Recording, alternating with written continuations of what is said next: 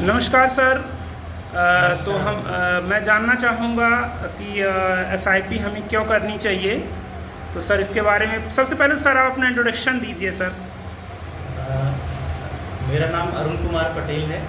मैं founder partner हूँ multi direction services में। और मल्टी डायरेक्शन सर्विसेज एक AMFI registered mutual fund distributor company है और इसके अंतर्गत हम सारी कंपनियों के ही म्यूचुअल फंड प्रोवाइड करते हैं।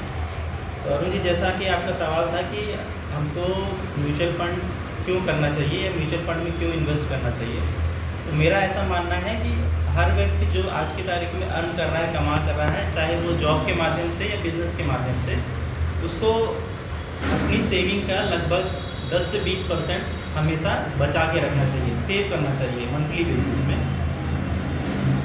उसके अनुसार आपको 10 से 20% सेव करने के कई मीडियम हो सकते हैं। वो पैसा आप एफडी में रख सकते हैं, आरडी के माध्यम से सेव कर सकते हैं, म्यूचुअल फंड के माध्यम से सेव कर सकते हैं।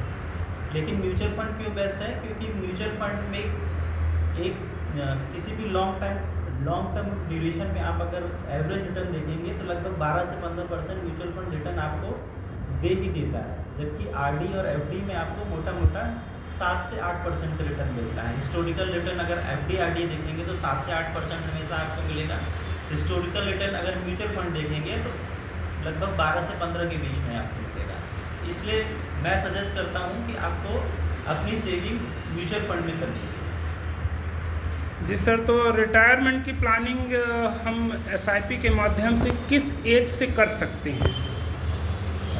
अरुण जी, जैसा कि आपने पूछा कि हमारी जो अर्निंग की एज है, लगभग हम लोग एजुकेशन के बाद 25 से 30 साल के उम्र में हम लोग कमाना शुरू कर देते हैं, है ना। तो जब भी आप कमाना स्टार्ट करते हैं, शुरू करते हैं, उस समय अगर आप एक मोटिव बना लें कि मेरे को अपने अर्निंग में से कुछ ना कुछ सेव करना है, अगर वो सेविंग अमाउंट अगर अपन 2 से 3 हज़ार रुपये भी ले के चलें, तो हम रिटायरमेंट के टाइम तक म्यूचुअल फंड के थ्रू एक अच्छा कॉर्पस बना सकते हैं।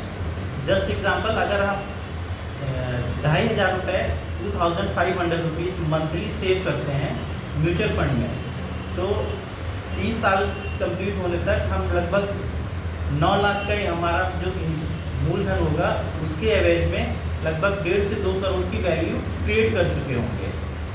तो अगर हम 30 साल में रिटायर होते हैं, अगर आज से हमने सेव करना 2 से 2,500 रुपये मंथली से स्टार्ट किया और 30 साल बाद अगर हम रिटायर होंगे तो लगभग 1.5 से 2 करोड़ रुपए हमारे पास एक कॉर्पस होगा, जिसके थ्रू हम आगे की लाइफ आसानी से चला सकते हैं।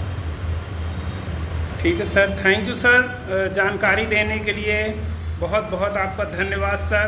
और हम चाहेंगे कि लोग ज़्यादा से ज़्यादा हमसे जुड़ें और अपनी फ्यूचर की प्लानिंग करने के लिए एसआईपी म्यूचुअल फंड में अपने पैसे निवेश करें, क्योंकि वैसे भी कहा जाता है कि मार्केट में यदि हम पैसा रखते हैं तो मार्केट ग्रो करता है तो पैसा बढ़ता है ना जी। क्योंकि थोड़ा बहुत तो हल्का फुल्का तो रिस्क हर व्यक्ति को लेना चाहिए। और मेरा मानना है कि अगर देखा जाए तो जीवन का सबसे बड़ा रिस्क घर से बाहर निकलना होता है, तो पैसों का थोड़ा सा रिस्क लिया जा सकता है और जिसने ऐसा किया यकीन मानिए अपने फ्यूचर को सिक्योर कर सकता है। बहुत बहुत धन्यवाद सर, थैंक यू।